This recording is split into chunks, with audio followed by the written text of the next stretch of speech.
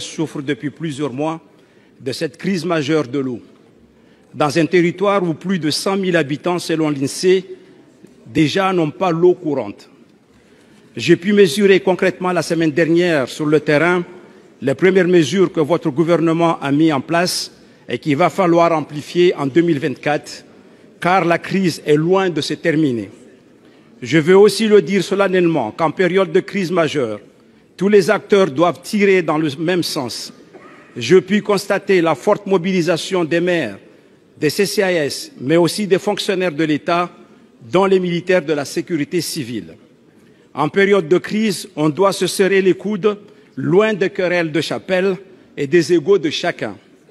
Pour illustrer mon propos, les élus de Mayotte, en sortant de la rencontre avec le président de la République vendredi dernier, ont adressé un courrier commun où nous demandons de véritables efforts sur nos infrastructures dans notre territoire qui souffre d'un retard important avec une démographie en forte hausse, la plus importante de la République.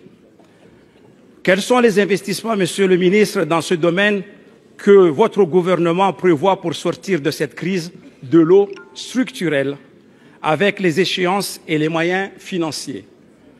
Pouvez-vous rassurer les collectivités, Monsieur le ministre, qui s'inquiètent de cette rumeur qui évoque une reprise en main de l'État de leurs compétences dans le domaine de l'eau?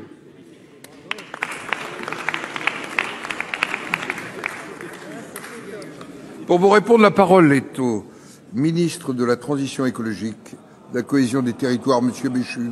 Monsieur le Président, Mesdames et Messieurs les sénateurs, Monsieur le sénateur Omar Olli, je voudrais d'abord excuser le ministre de l'Intérieur et des Outre-mer et le ministre des Outre-mer qui ne sont là ni l'un ni l'autre. Vous savez que le 1er Gérald Darmanin se rendra le 1er novembre à Mayotte et que Philippe Vigier y était le 27 septembre. Je veux associer dans ma réponse les ministres de la Santé, Aurélien Rousseau et Agnès Firmin-Le Bodo, très engagés également. Comment on en est là? Qu'est-ce qu'on fait? Comment on en est là? 3 facteurs. Un déficit pluviométrique auquel nous devons nous habituer. Il est la conséquence d'un dérèglement climatique et qui s'accentue. Deuxièmement, un afflux de population. Vous avez utilisé des mots qui sont en deçà de la réalité.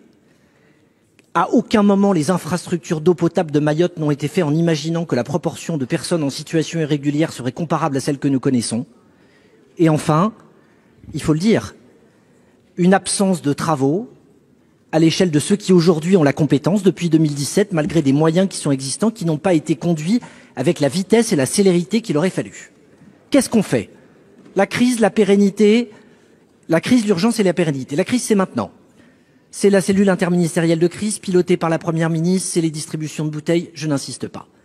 L'urgence, c'est avant l'été prochain, dans des quantités de travaux que nous lançons déjà.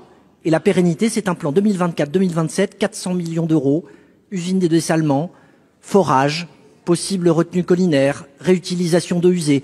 Tous les moyens, tant l'ampleur est importante avec des taux de fuite qui oscillent entre 20 et 35% sur une partie des réseaux. Voilà pour les moyens. Quelle gouvernance, Monsieur le sénateur? La compétence eau, elle est dédiée aux collectivités territoriales. La vérité oblige à dire qu'au cours de ces dernières années, des choses qui auraient pu être faites ne l'ont pas été. Il n'y a donc pas de tabou. On n'a pas décidé d'une renationalisation, mais nous considérons que pour passer la crise que nous connaissons, sans un appui exceptionnel de l'État, on n'y arrivera pas. Ce sont les 7 agents dédiés par mon ministère, c'est les moyens du ministère de la Santé, c'est les moyens des Outre-mer, et qu'au-delà de ce moment-là, il faudra qu'on se demande quel est le bon niveau de soutien et d'accompagnement de l'État aux collectivités territoriales. Merci pour votre engagement.